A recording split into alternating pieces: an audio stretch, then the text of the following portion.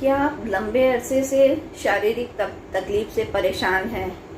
कभी सिर दर्द, कभी पेट दर्द, कभी अपच, कभी कुछ और शारीरिक समस्याएं। लंबे अरसे से ट्रीटमेंट कराते हैं, दवाइयाँ लेते हैं, जब तक दवाइयाँ चलती हैं आराम मिल जाता है, फिर उसके बाद कुछ समय के बाद फिर समस्याएं आ जाती हैं। यानी लंबे समय से दवाई खा खा कर डॉक्टर से मिल कर आप परेशान हो गए हैं। ऐसा होता है ना कभी कभी। नमस्कार दोस्तों, मैं डॉक्टर ऋचा पाठक, पॉजिटिव हेल्थ सेंटर में आपका हार्दिक स्वागत और अभिनंदन है। आज मैं जिस समस्या पर बात करने जा रही हूँ वो है सोमेटाइजेशन डिसऑर्डर। क्या है सोमेटाइजेशन डिसऑर्डर? आइए आपको मैं समझाती हूँ। DSM-4 जो एक इंटरनेशनल डायग्नोस्टिक क्राइटेरिया है जिसके आधार पे बीमारियों का डायग्नोसिस किया जाता है। हालांकि अभी लेटेस्ट DSM-5 आ चुका है, लेकिन यहाँ मैं बात करी DSM-4 जो एक इंटरनेशनल डायग्नोस्टिक क्राइटेरिया है साइकियाट्रिक डिसऑर्डर का। उसके अनुसार सोमेटोफॉर्म डिसऑर्डर के 7 प्रकार हैं। वो 7 प्रकार हैं। नंबर 1 सोमेटाइजेशन डिसऑर्डर, जिसके विषय में मैं आज बात करूंगी। Undifferentiated somatoform disorder, conversion disorder, pain disorder, hypochondriasis, body dysmorphic disorder and somatoform disorder not otherwise specified. इनमें से लगभग मैक्सिमम पर मैं वीडियो बना चुकी हूँ, आप लोग वो जान चुके हैं, जैसे कन्वर्सन डिसऑर्डर, पेन डिसऑर्डर, हाइपोकॉन्ड्रेसिस और बॉडी डिस्मॉर्फिक डिसऑर्डर। इस पर मैं ऑलरेडी वीडियो बना चुकी हूँ। आज का जो हमारे चर्चा का विषय है वो सोमेटाइजेशन डिसऑर्डर है।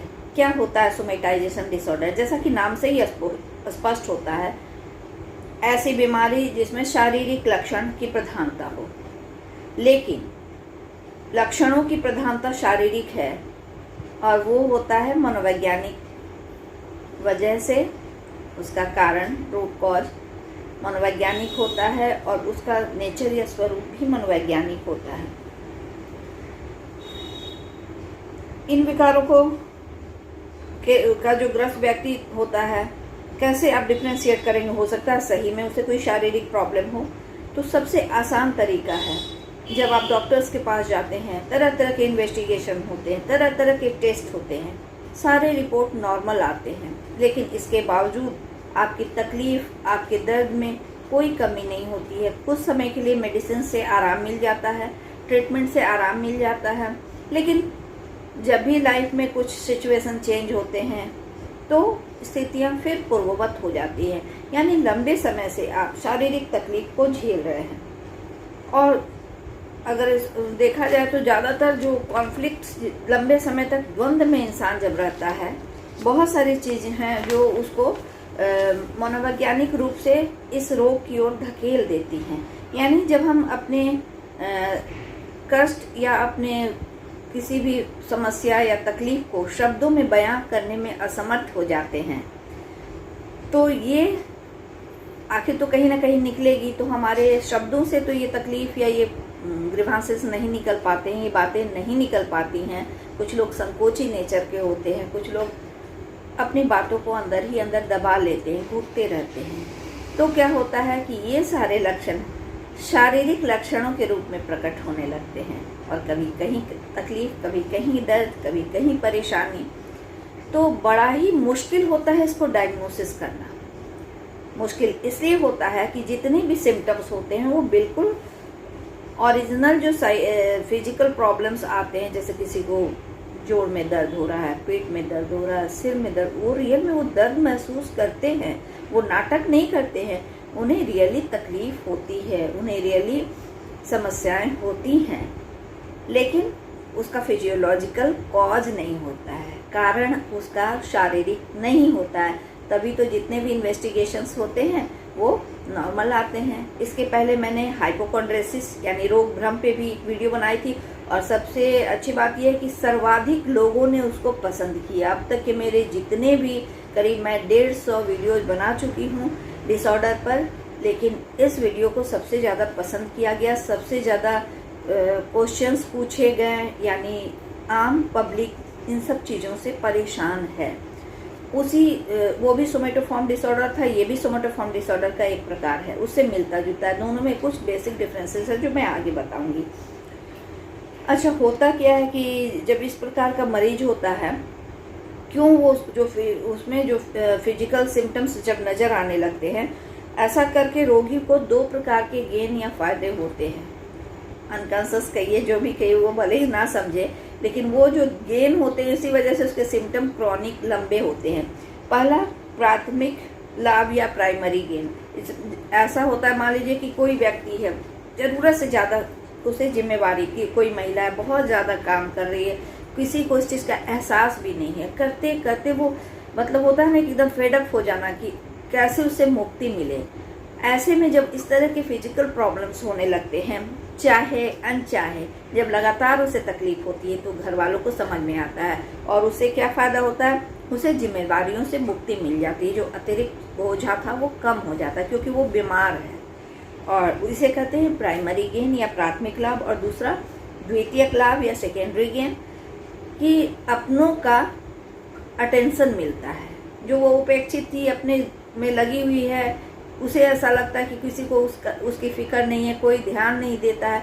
तो जब वो लंबे अरसे तक इतने सारे दर्द तकलीफ से बीमार है, तो उसके अपनों का ध्यान भी उस पर जाता है, अटेंशन देते हैं, तो उससे भी उसके मन में संतुष्टि मिलती है। तो ये दो चीज़ें जो है, जो उसके लक्षणों को क्रॉनिक बनाए रखते हैं।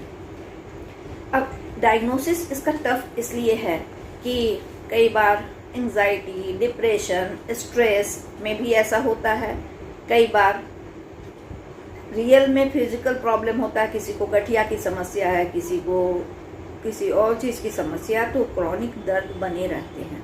तो आखिर कैसे आपकी समझ में आए कि ये क्रॉनिक है या सोमेटाइजेशन है या हाइपोकॉन्ड्रेसिस है, तो इसके भी डायग्नोसिस के कुछ क्राइटेरिया हैं जिसको मैंने एक जगह लिख रखा है, और उसको अलग अलग से एक एक पॉइंट समझाऊंगी तो आपको समझने में इजी होगा। तो इसमें सबसे पहला जो है, इस रोग का जो शुरुआत होता है, यानी पहली बार जो इसकी शुरुआत हुई होती है, भले ही लंबे समय से चला आ रहा है, लेकिन पहली जो शुरुआत होती है 30 वर्ष की उम्र के पहले इसका स्टार्ट हो जाना जरूरी है। डायग्नोसिस का पहला क्राइटेरिया ये है। और इसके लक्षण कम से कम 2 साल पुराने हों। आपको 15 दिन या 1 महीना है ये सब प्रॉब्लम, जो भी आगे मैं बताऊंगी, तो इसका मतलब नहीं है कि आपको सोमेटाइजेशन है। कम से कम इसकी हिस्ट्री 2 इयर्स की होनी चाहिए, 2 साल पुराना होना चाहिए।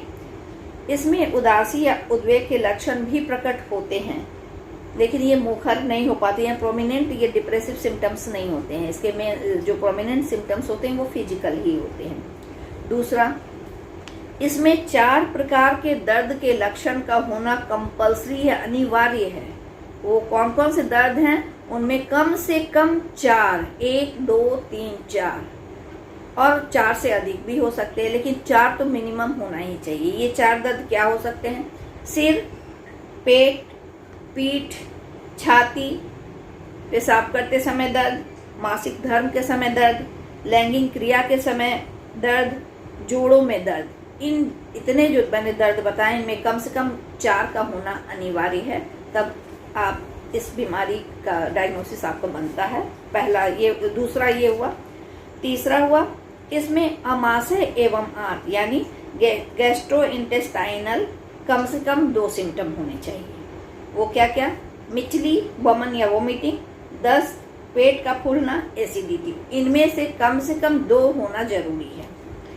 उसके अलावा कुछ सेक्सुअल डिस्फंक्शन या सिम्टम्स होते हैं, उनमें भी कम से कम 1 का होना अनिवार्य है। जैसे लैंगिक तटस्थता, अनियमित मासिक स्राव महिलाओं में, अत्यधिक रक्तस्राव मासिक धर्म के समय, पुरुषों में इजैकुलेटरी प्रॉब्लम या इरेक्शन की समस्या। इनमें से कम 1 का होना जरूरी है। उसके अलावा कम से कम 1 सूडो न्यूरोलॉजिकल सिम्टम होना चाहिए, यानी न्यूरोलॉजिकल सिम्टम लगे। सूडो का मतलब होता है नकली। न्यूरोलॉजिकल सिम्टम्स लगता है लेकिन वो होता नहीं है, तो वो सूडो न्यूरोलॉजिकल कम से कम 1 होना चाहिए। क्या क्या चीजें हैं जिनमें 1 होना चाहिए? बहरापन, अंधापन, क्षीण समन्वय या इम्पेयर्ड कोऑर्डिनेशन, पक्षाघात, स्वर्ण हानि, बोलने में अक्षमता, पेशाब रोकने में कठिनाई या अक्षमता, विभ्रम या हेलुसिनेशन, ये भी सूडो हेलुसिनेशन, सिजोफ्रेनिया वाला हेलुसिनेशन नहीं। स्पर्श या दर्द संवेदना का अभाव, आपको महसूस ही नहीं हो कि आपको दर्द हो रहा है, कोई स्पर्श कर रहा है, ये सब सूडो न्यूरोलॉजिकल सिम्टम्स हैं, एक्चुअल न्यूरोलॉजिकल नहीं। द्विदृष्टि यानी एक साथ दो चीजें दिखना, एक साथ दो चांद दिख रहा है, एक साथ दो लोग के चेहरे दिख रहे हैं, झटका या सीजर, मेमोरी लॉस या स्मृति लोप, चेतना का अभाव, अनकॉन्शियस हो जाना, गले में दर्द या घोटने में तकलीफ, इन सारे में कम से कम एक सूडो न्यूरोलॉजिकल सिम्टम का होना भी जरूरी है। ठीक है। उसके अलावा कुछ असामान्य संवेदना या सेंसेशन जैसे खुजली, जलन, झुनझुनी, सुन्नता, मुहासे, छाले आदि में से कोई लक्षण होना चाहिए। उपरोक्त लक्षणों की प्रकृति का असर या उसका प्रभाव, जो इतने सारे लक्षण हैं, आपके सामाजिक और पारिवारिक क्रियाकलाप पर उसका नकारात्मक असर पड़ रहा हो, ये सारी चीजें जो हैं ये क्लियर करती हैं। अगर जो भी मैंने क्राइटेरिया बताया उसको फुलफिल कर रहे हैं आप या कोई आपके अपने, तो आप सोमेटाइजेशन सिंड्रोम या सोमेटाइजेशन डिसऑर्डर के मरीज हैं। सोमेटाइजेशन और हाइपोकॉन्ड्रेसिस काफी मिलता जुलता है। हाइपोकॉन्ड्रेसिस यानी रोग भ्रम और सोमेटाइजेशन यानी कायिक विकृति। तो कुछ बेसिक फर्क है जिससे आप डिफ्रेंशिएट कर सकते हैं कि ये हाइपोकॉन्ड्रेसिस है या सोमेटाइजेशन। हालांकि ट्रीटमेंट लगभग एक समान ही दोनों का होता है, उसको हम लोगों के लिए समझना जरूरी है, पेशेंट के लिए कोई उतना नहीं है, लेकिन फिर भी ज्ञान के लिए मैं बता दूं कि हाइपोकॉन्ड्रेसिस डिसऑर्डर के जो रोगी हैं उनको वह किसी गंभीर उनको ऐसा लगता है वो किसी गंभीर रोग से ग्रस्त हैं और इतना गंभीर है कि वो रोग उनको पंगु बना देगा। वहीं सोमेटाइजेशन वाले जो मरीज होते हैं उनके लक्षण, वो अपने बीमारी के सिम्टम से परेशान होते हैं और चाहते हैं किसी तरह उनके सिम्टम्स जो हैं वो खत्म हो जाएं। यानी हाइपोकॉन्ड्रेसिस वाले कॉज से परेशान होते हैं, कौन सा बीमारी है, कोई असाध्य रोग तो नहीं हो गया, कहीं मैं मर तो नहीं जाऊंगा, मुझे कैंसर तो नहीं हो गया, मुझे कोई ऐसी गंभीर बीमारी तो नहीं हो गई। वहीं सोमेटाइजेशन वाले सिम्टम से परेशान होते, बहुत दर्द हो रहा है, कुछ पच नहीं रहा है, एसिडिटी हो रही है, यानी उन्हें रोग क्या है से मतलब नहीं, उसके सिम्टम्स उनके दैनिक दिनचर्या को बाधित करते हैं जिससे वो परेशान रहते हैं। तो ये बेसिक फर्क है। उसके अलावा सोमेटाइजेशन के रोगी निर्भरता के हद तक दवाओं का सेवन करते हैं, जबकि रोग भ्रम वाले जो होते हैं वो हमेशा परेशान रहते हैं, साइड इफेक्ट तो नहीं पड़ रहा है। दोनों ही डॉक्टर से जब मिलते हैं बार बार तो उन्हें राहत महसूस होती है। हाइपोकॉन्ड्रेसिस वाले बहुत ज़्यादा इन्वेस्टिगेशन करवाते हैं क्योंकि उन्हें विश्वास ही नहीं होता कि उन्हें कोई बीमारी नहीं है। उन्हें लगता है कुछ ना कुछ गंभीर है, तो अगर टेस्ट रिपोर्ट नॉर्मल आता है तो चलो किसी और डॉक्टर के पास चलते हैं, थोड़ा और टेस्ट करवा लेते हैं। तो ये थोड़ा बहुत इन दोनों में बेसिक फ़र्क महसूस होता है। तो ये तो आप समझ गए कि बीमारी क्या है, घबराने की कोई बात नहीं है। बीमारी अगर है तो उसका इलाज भी है, यानी समस्या है तो समाधान भी है, और जब समाधान है तो फिर चिंता की क्या बात है। ट्रीटमेंट प्लान तो हम बताएंगे ही, लेकिन कॉज पे अगर हम जाएं तो दो कॉज होते हैं, साइको सोशल कॉज होते हैं और दूसरा बायोलॉजिकल में हेरिडिटरी हो सकता है, उनके ब्रेन के फंक्शन में कुछ प्रॉब्लम्स हो सकते हैं, जेनेटिक प्रॉब्लम होते हैं, जबकि वंशानुगत जिसे हम कह सकते हैं, और जबकि साइकोसोशल में हो सकता है कि उनकी फॉल्टी पेरेंटिंग हुई हो सकता है वो बहुत ज़्यादा उनके लाइफ में ऐसी चीज़ें होती हैं वो किसी से एक्सप्रेस नहीं कर पाए, अपने इमोशन को एक्सप्रेशन करने की क्षमता की कमी है उनमें। तो वो जो अपने इमोशन को एक्सप्रेस शब्दों से नहीं कर पा रहे हैं तो शरीर में वो सिम्टम्स के रूप में आ रहे हैं, घुटन की स्थिति है, लंबे समय तक किसी से नहीं। तो ये बहुत सारे कारण हो सकते हैं। फॉल्टी पेरेंटिंग में है, बहुत ज़्यादा दबाव में रखना या बहुत ज़्यादा डिक्टेटरशिप, तो इस तरह के बच्चों में समस्याएं आती हैं। या फॉल्टी बिहेवियर पैटर्न उन्होंने सीख लिया कि जैसे कोई भी चीज़ इच्छा की पूर्ति नहीं हो रही है, अगर वो बीमार पड़ गए, पेरेंट ने उनकी वो इच्छाओं की पूर्ति कर दी तो उनको रिइंफोर्समेंट मिला, वो मोटिवेट हुए कि अगर मैं बीमार पड़ता हूँ तो ये चीज़ों की मुझे सुविधाएं होती हैं। तो कहीं ना कहीं यहाँ पर बैठ जाता है और आगे चलकर जब वो परेशानी में होते हैं तो वो विचार डेवलप होता है कि अगर हम ऐसा करेंगे तो अटेंशन मिल सकता है, वो जानबूझ के नहीं, अनकॉन्शियस लेवल पे ही तो वो सारी चीज़ें होंगी, तो इस तरह के सिम्टम्स हो जाते हैं। इस बीमारी में सबसे बुरी बात यह है कि क्रॉनिक नेचर होता है। 20-25 साल से वो इंसान शरीर में कष्ट झेलता रह रहा है, जिसके कारण उसके सारे फंक्शनिंग डिस्टर्ब होते हैं, चाहे उसके ऑक्यूपेशनल हो, एजुकेशनल हो, फैमिली की जिम्मेवारी हो, सारी चीज़ों पर उसका निगेटिव असर पड़ता है। तो समस्याएं बहुत मुश्किल हो जाती हैं, इसलिए इसके उपचार की आवश्यकता है। उपचार में एक तो जनरली इस तरह के जो मरीज होते हैं ना, जब समस्याएं होती हैं मेडिसिन इरेगुलर वे में वे मेडिसिन लेते हैं, जब वो साइकोथेरेपिस्ट या काउंसलर के पास नहीं भी आए होते हैं और फिजिशियंस के पास आते हैं, क्योंकि इसमें बेसिकली फिजिकल सिम्टम्स होते हैं, तो जो भी मेडिसिन वगैरह मिलते हैं वो इरेगुलर वे में लेने की उनकी आदत होती है। तो पहले तो ट्रीटमेंट प्लानिंग ऐसी हो कि मतलब उन्हें मेडिसिन प्लस थेरेपी दोनों ही चले, और उनके जो मेडिसिन चल रहे हैं उनको उनकी मॉनिटरिंग की जाए कि रेगुलर वे में वो ले रहे हैं। साथ में group psychotherapy, individual psychotherapy, psychodynamic, behavioural therapy, ये सारी चीज़ें काम करती हैं।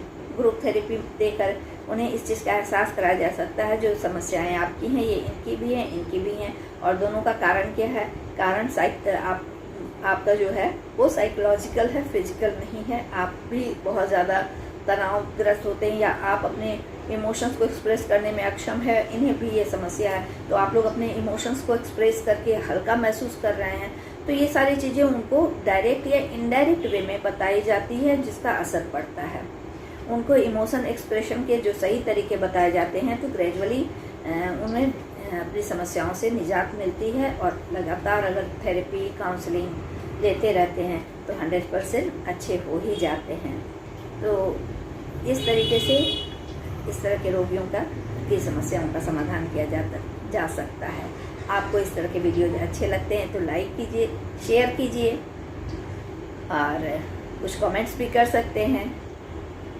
आप लोग अब तक अगर चैनल को सब्सक्राइब नहीं किए हैं तो सब्सक्राइब तो सबसे पहले कीजिए, लाइक शेयर करेंगे तो मैं भी मोटिवेट होंगी।